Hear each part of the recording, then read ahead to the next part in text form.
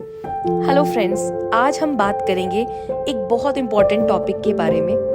ये अर्थ के लैटिट्यूड और लॉन्गिट्यूड पर बेस्ड है। लैटिट्यूड और लॉन्गिट्यूड की मदद से आप दुनिया के प्लेसेस को पहचान सकते हैं।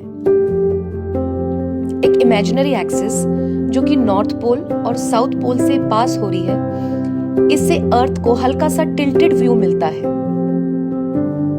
एक इमेजिनरी एक्सिस जो हॉरिजॉन्टली अर्थ को दो इक्वल हाफ्स में ब्रेक कर रही है। इस इमेजिनरी एक्सिस को हम इक्वेटर कहते हैं। इक्वेटर अर्थ को दो इक्वल हाफ्स में ब्रेक करता है। नॉर्थ वाले पार्ट को हम कहते हैं नॉर्दर्न हेमिस्फीयर और साउथ वाले पार्ट को हम कहते हैं सदर्न हेमिस्फीयर। इक्वेटर के ऊपर वाला हिस्सा नॉर्दर्न हेमिस्फीयर और इक्वेटर के नीचे वाला हिस्सा सदर्न हेमिस्फीयर। इक्वेटर को हम अपना रेफरेंस पॉइंट मानते हैं। इस रेफरेंस पॉइंट से जो पैरेलल लाइंस नॉर्थ और साउथ की तरफ जाती हैं, उनको हम पैरेलल ऑफ लैटिट्यूड कहेंगे। जो पैरेलल ऑफ लैटिट्यूड नॉर्थ की तरफ है, उनको हम कहते हैं नॉर्थ लैटिट्यूड। जो पैरेलल ऑफ लैटिट्यूड साउथ की तरफ है, उनको हम कहते हैं साउथ ऑफ लैटिट्यूड और साउथ लैटिट्यूड। इक्वेटर को हम 0 डिग्री असाइन करेंगे। 0 डिग्री से लेके अगर हम नॉर्थ की तरफ जा रहे हैं या साउथ की तरफ जा रहे हैं, तो जो एंगल बन रहा है, ये मैक्सिमम एंगल है 90 डिग्री। आप इसको ऐसे भी समझ सकते हैं कि अर्थ का 1/4 हिस्सा जो एंगल क्रिएट कर रहा है टुवर्ड्स नॉर्थ या towards south, that is 90 degree, और ये मैक्सिमम एंगल होगा।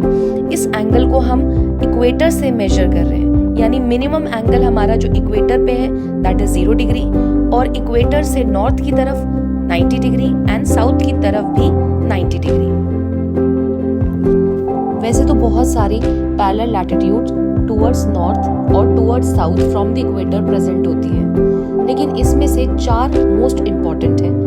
One is tropic of cancer, another is antarctic circle and the third one is arctic circle and tropic of capricorn. Equator से 23 degree north latitude को tropic of cancer and equator से 23 degree south latitude को tropic of capricorn कहते हैं। Same ऐसे ही equator से 66 degree approximately 66 degree north को arctic circle कहते हैं एंड 66 डिग्री साउथ को एंटार्क्टिक सर्कल कहते हैं। On the basis of intensity of heat earth को 3 जोन्स में डिवाइड किया जाता है। One is torrid zone, another is temperate zone and the third one is frigid zone. अब हमें समझना है कि टॉरिड जोन कौन सा होता है। जो region tropic of cancer and tropic of capricorn के बीच में आता है, उसे हम बोलते हैं टॉरिड जोन, क्योंकि मैक्सिमम सनलाइट वहां पर फॉल करती है और वो मैक्सिमम हाई टेम्परेचर का रीजन है। इसके बाद जो रीजन हमारा tropic of cancer and arctic circle के बीच में आता है एंड ट्रॉपिक ऑफ कैप्रिकॉर्न और एंटार्क्टिक सर्कल के बीच में आता है, यहाँ पर मॉडरेट हीट होती है। इस रीजन को हम टेम्परेट जोन कहते हैं। The third one is frigid zone, और फ्रिज जोन जो एरिया है वो Arctic circle and Antarctic circle के बियॉन्ड होगा, यानी पोल्स की तरफ होगा, नॉर्थ पोल और साउथ पोल। और इसीलिए ये रीजन मैक्सिमम टाइम ठंडा रहता है, क्योंकि यहाँ पर सन रेज बहुत मिनिमम फॉल करती है। वर्टिकल लाइंस जो कि नॉर्थ पोल और साउथ पोल से पास हो रही है, इन वर्टिकल लाइंस को हम लॉन्गिट्यूड कहते हैं। हर लॉन्गिट्यूड के बीच में जो स्पेस है वो डिग्री में मेजर किया जाता है। हर डिग्री को हम मिनट्स में डिवाइड करते हैं एंड मिनट्स को सेकंड्स के अंदर डिवाइड किया जाता है। बहुत सारी लैटिट्यूड होने की वजह से इनकी काउंटिंग में कंफ्यूजन क्रिएट होता है। इसीलिए सारी कंट्रीज ने मिलकर जो मेरिडियन ग्रीनविच से पास हो रही है, जहां पर ब्रिटिश रॉयल ऑब्जर्वेटरी भी लोकेटेड है, उस मेरिडियन को प्राइम मेरिडियन बोला गया। पर प्राइम मेरिडियन की वैल्यू को 0 डिग्री असाइन किया गया। अगर हम 0 डिग्री से ईस्ट की तरफ चलें तो 180 डिग्री हमने काउंट किया एंड वेस्ट की तरफ जाने पर भी 180 डिग्री काउंट किया। इसका मतलब प्राइम मेरिडियन और 180 डिग्री मेरिडियंस अर्थ को 2 इक्वल हाफ्स में डिवाइड करती है।